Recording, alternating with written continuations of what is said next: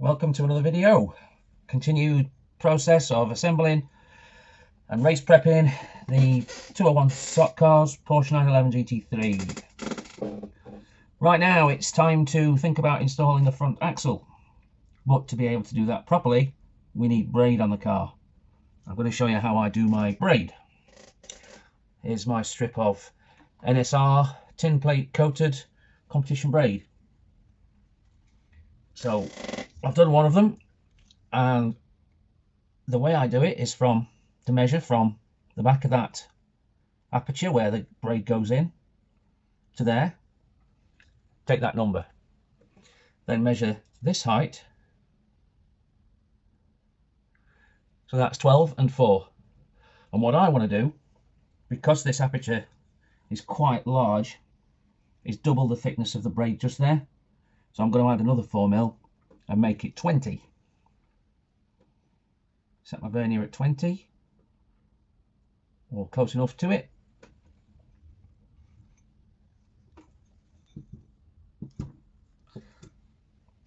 Get my scissors.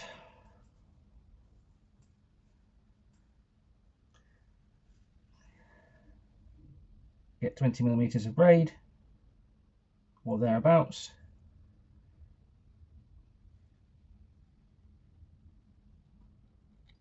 Cut some off, put that away so that we can't mess it up. It's very fragile, this braid. Next thing I like to do is get it on my build plate and get a wrench like this. Hold it down and run the wrench along the braid, turn it around, do both ends. That way I can be sure that there's a consistent thickness of the braid, and it should be 0.3. Well, that one's gone a little thinner. Okay, 1/4 millimetre.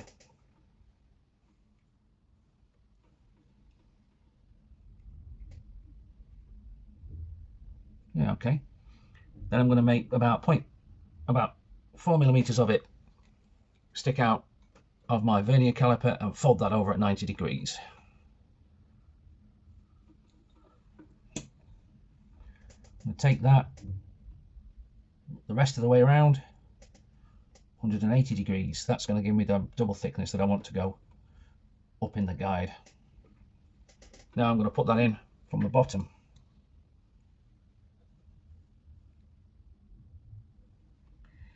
Get that up till it pokes out the top there, about, I don't know, 1/4 millimetre, 1/2 millimetre, somewhere there.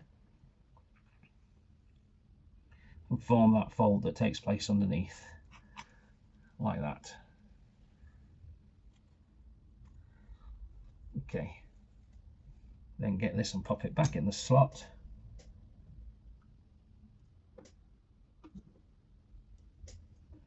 There we go. Move that to the back, if I can possibly do so. Then get my ferrule. This is not easy from certain angles. Get me folded wire that's gone back, and hopefully put that naked wire against the braid.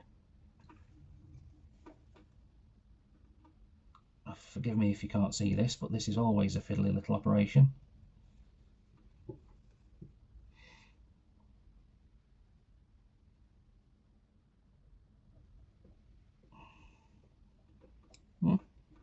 It's not happening straight away for me.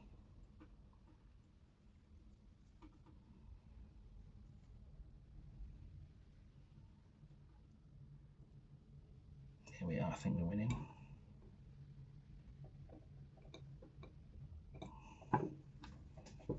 Did I back this grub screw out far enough?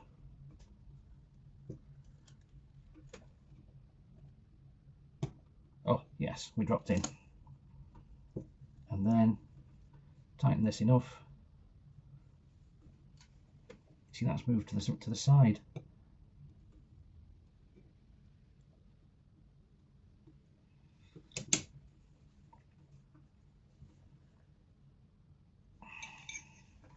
And there we go. don't know whether you can see that, but that is part of my issue with this guide, one of my issues with this guide, and that is that that ferrule seems to have gone slightly off centre. This one nipped up nice and middling. This one's gone a little to the side. Anyhow, we've now got braid in. I didn't measure the first one and it's ended up back here. I don't really want it that long. I want the braid to stay on the guide. I want the braid nice and flat. So make sure that's right up against the roof, if you like, because that becomes a roof when it's upside down. Always full guide penetration in the slot. I can see that one's still a little proud.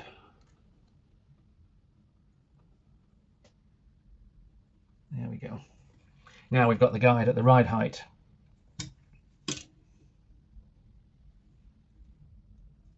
Yeah, we've got ground clearance everywhere behind the braid.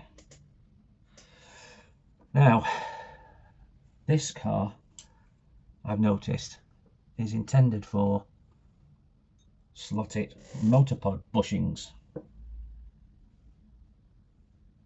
This is not the actual axle, this is a piece of axle. It's a damaged axle, in fact it's damaged at this end. And just before I install this, I'm going to do a little process. I'll tell you what I've done. So what I did there was I took this conical tool, spun it very slowly in my miniature Dremel there, and put the tiniest little taper on the entrance to both sides of this bush, these bushes, just so that any oil that gets nearby can get in easily. Now, pop the bush on the end of this axle. I haven't done this before, so this is the first shot. Go in from the opposite side and slide that bushing up into place. What I now need to do,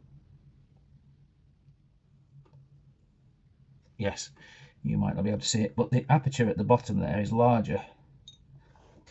Oh gosh, that went straight through. The aperture down there is larger, so that you can get one of these bushes in and slide it up. Now I'm trying to leave it there. Now what I need to do is pop a grub screw in that hole there, and I don't know how long it needs to be. Found that other bush. So what shall we have a go with? Let's see whether this is the right length. Tweezer.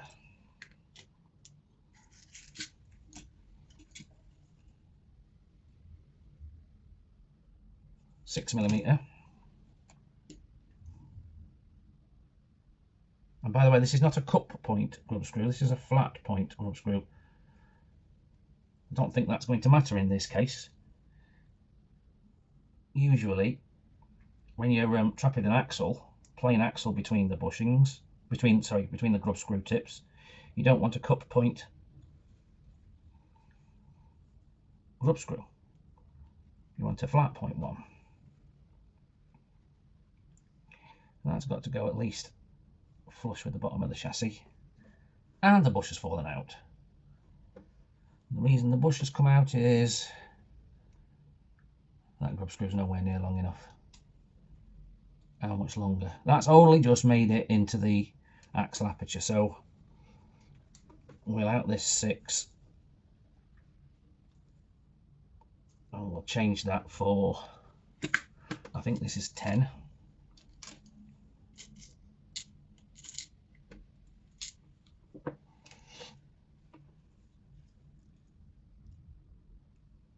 Yep, 10mm.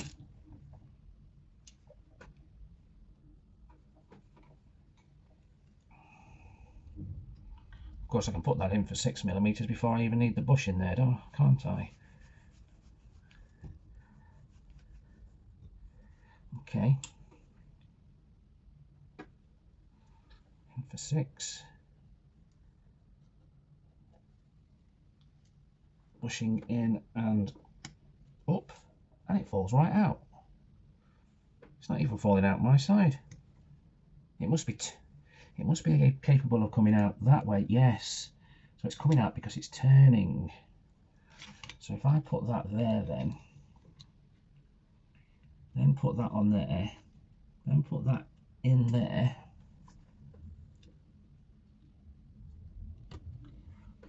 Lift this axle up.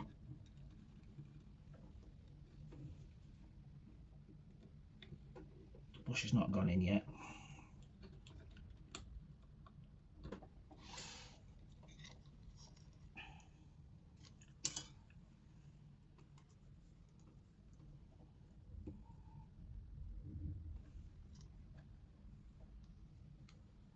Where's the bush?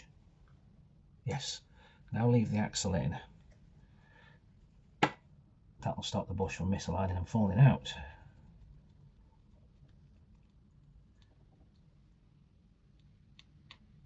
Don't know why I stopped there. Can't run that there. Okay. So I've trapped that bush at the top of the slot. And my grub screw sticking out 2mm. Need an 8.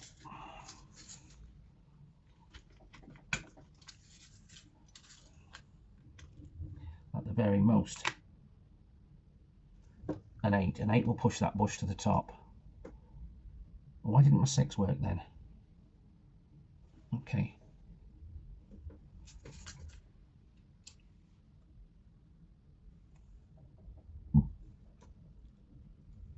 Well, we've got that there.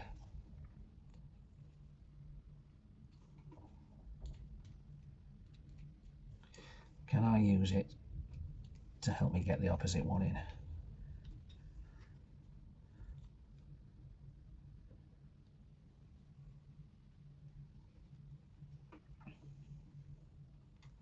Or are the angles too big now? Oh yes, it fell off the end of the axle.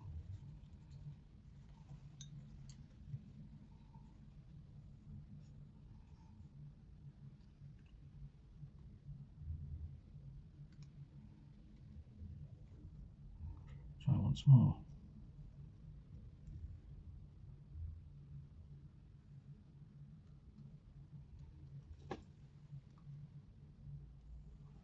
Yes, got that axle.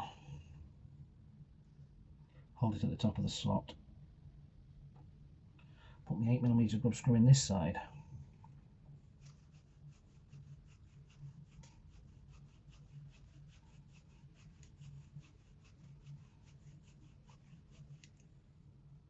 I can feel it. Put that flush. And now my axle's close to the top of the slot. Where I think it might need to be. I'll switch that 10mm out for an 8. I'll get back to you. Now I've got 2 self-misaligning or self-aligning bushes in there. No, I don't, because that one's fallen out. It's now wrapped around the grub screw. I need to get a grub screw for the top. Okay, so I now have 8mm grub screws in the bottom, 3mm grub screw in the top. This one's a 4. Bushings are captured just, but I've already discovered that you can't tighten these very much at all, otherwise they'll oval and clamp the axle. Anyhow, front axle, here's one I prepared earlier. I've taken it out of another car. I've paid particular attention to getting this as light as I can. The wheels are Scalextric wheels. They have a minimum diameter in our specifications of 18.5mm tyre diameter and 8mm tyre width. So I think these are 19. Yeah, 19.1. But what I'm going to do now is do the mathematics to get the track width. So we've got a wheel that's 11mm twice at 4.1 grams. That can be difficult, especially with alloy wheels. You can't do that with alloy wheels. So we've got 22mm of wheels.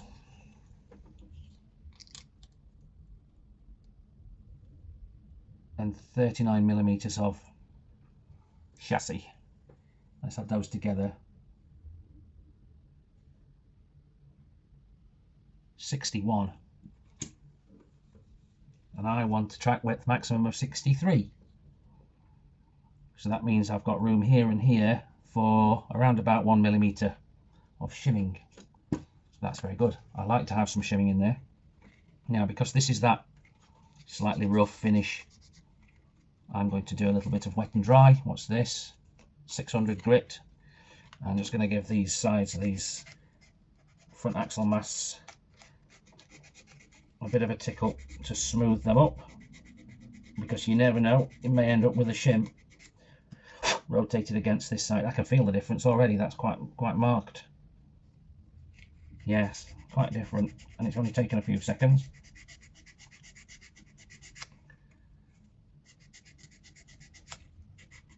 Nothing happening on the paper, just a little bit of dust in the edges of things that blows away. Yeah, that's a lot better. So now let's go with this. Let's go with, I've got some axle shims here.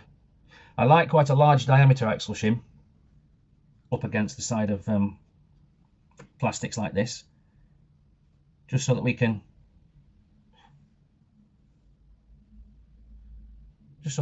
don't get the shim falling down the hole, or so that we can spread the wear, reduce the wear completely, eliminate it hopefully. So I've got these as slotted. I think they're not all that well made when they came off the sprue, and yes, these are metal things that come on a sprue. I had to cut them off the sprue. They looked like they were laser etched or something, and they've got a little bit of a roughness to them. So all of these have been on some 1200 grit wet and dry, giving it some of that to get them smoothed initially and then polished. So yeah, not the best you can get, but they are a nice size and shape. What do they weigh? What do they measure? 1/4 millimeter. So I've got room for one of those, and that's bigger than that. I want that up against there, and I've got some nylon spacers for this job too, and I think I might want this one. What's this measure? 0.3, I'm guessing. 0.5. Yeah, I'll take that at 0.5. So we've got 0.6 in total there. No, I haven't. I've got 0.5. I've got 0.75 in total there. Yeah, that keeps measuring 0.75. Now I said I've got room for 1 millimeter on both sides, didn't I? So I'll put that nylon, which is naturally slippy, against the steel, against this plastic, whatever this is, and we'll run that through.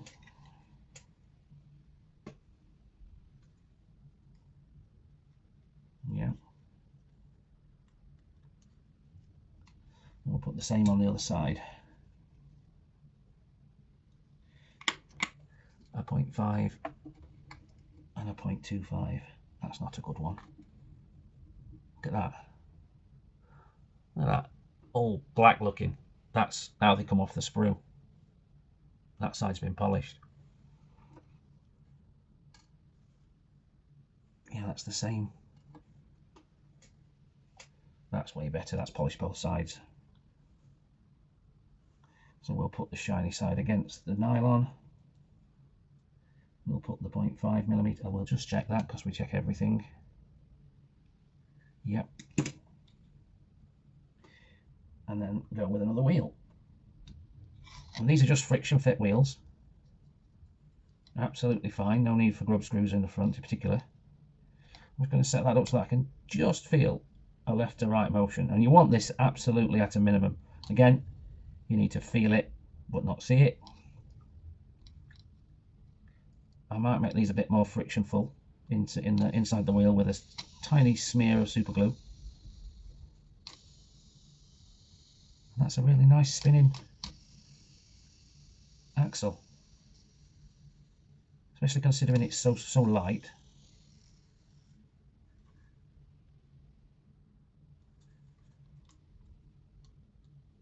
You see that bushing moves. That bushing's held, and that one moves.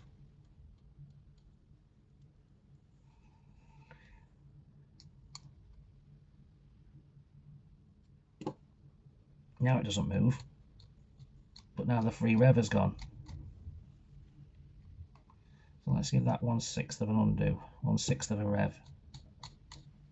It's still not there. 1/6 of a rev undone. And now my free roller's come back, but my bushing's moving again. I can see this is going to be particularly finicky. That one's okay. Yeah, that one's okay.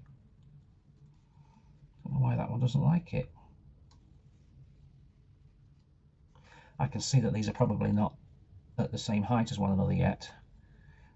I think that grub screw might be protruding a little more than that one is. So that might need to back off and that one go in. But I'm gambling at this time. Oh, it's gone. It's gone tight.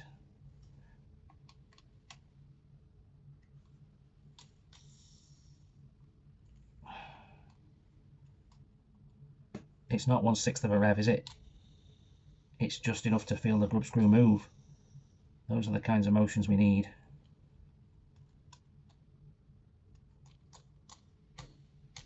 Gone.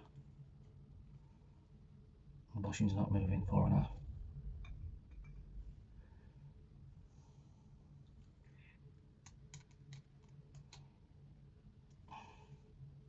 And now the bushing moves 4.5 again.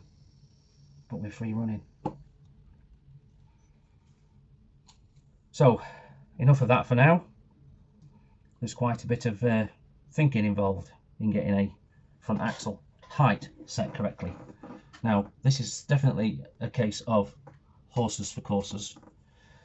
The things I'm going to do for this car for racing on Ninco plastic sectional track are definitely not the same things that you would do to run on a wood track, for example. Ninco plastic sectional can undulate. The rails can change height in relation to the track surface, or vice versa. And then there are also all the track joints to think about, and whether or not any of the track pieces are in fact bowed. The net result of all of that is that if you want to maintain good contact between your braid and the rails all the time, you can't afford to run on the front tyres with the weight on the front tyres, because a bump can come by under here and lift this corner or this corner and cause issues with your braid contact. And if you do run with the front tyres down on the track on Ninco, for some reason, well, these tyres are super glue coated to make them shiny and hard.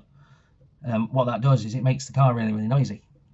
And one of the best ways I've discovered to set the axle height is to run the car and listen to it. Now that's actually difficult when there's a lot of cars lapping together. But if you can run on a track on your own, or you can get a teammate to drive the car while you literally stand trackside near a certain section of track and listen to the car go past, you can hear from all the cars actually how much their front tyres are interacting with the track by listening to the amount of noise that you hear which comes from the hard tyre. Now, there is a magic number that I don't know that there is a magic number, but there is a number that I'm going to go for underneath each front tyre. And you may have noticed these two pieces of tape on here. I don't really remember how high they are. I think they're only one layer of tape thick, which is like 0.1. And that is the kind of height that I would run the front tyres off the tech block when I was running on wood. Now in this case, I think I'm going to go for, I can see that these front tyres are already higher than that 0.1, because you see that one's higher than that one, isn't it? And it's too high actually. So what shall we do? Back that off. 1, 2, half a rev. 1, 2, 3, 3/6, and then run that down. I can safely go 1, 2, 6, can't I?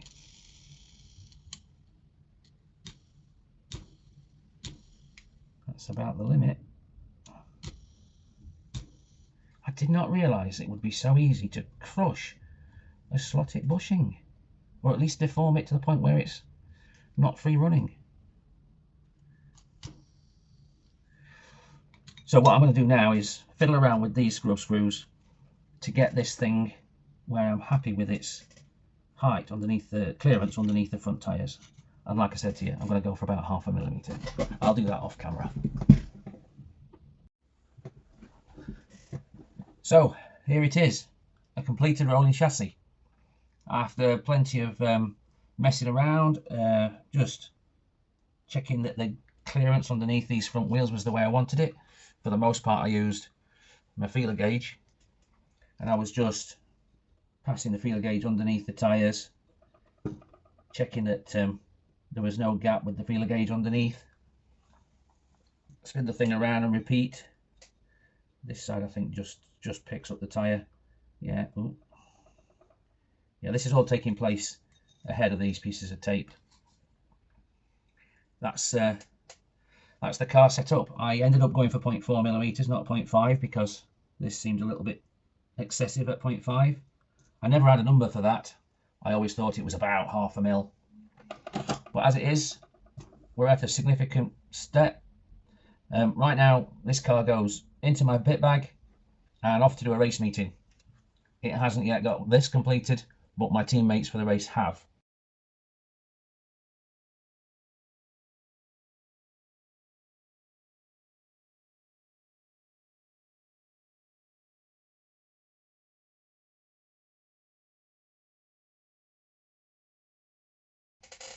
So, what else do you see? In here, there's something that looks slightly yellow here and here. What that is a little bit of weight.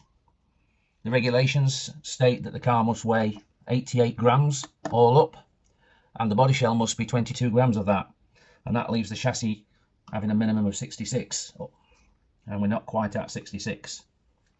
We're at 64.5 between friends. So I've got to add some more ballast to this at some point, but before I do that I want to get a completed body shell with light kit etc on the car and assess how much weight is being carried by the rear tyres and how much weight is being carried by the guide. There is a range there of weight distribution that I like to be in, and like I say, I've got about, what, 1.5 grams left to add. The reason that these pieces of thin sheet lead, this is sticky back thin sheet lead, and by thin I mean it's 0.5 millimeter thick.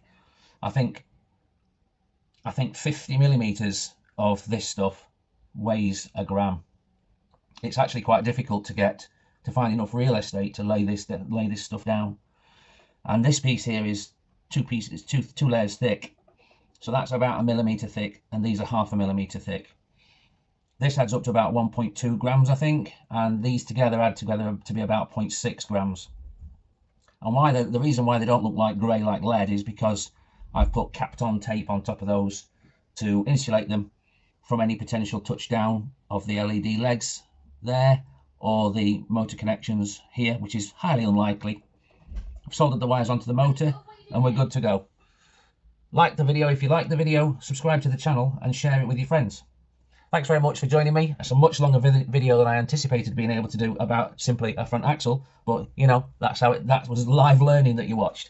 Bye for now.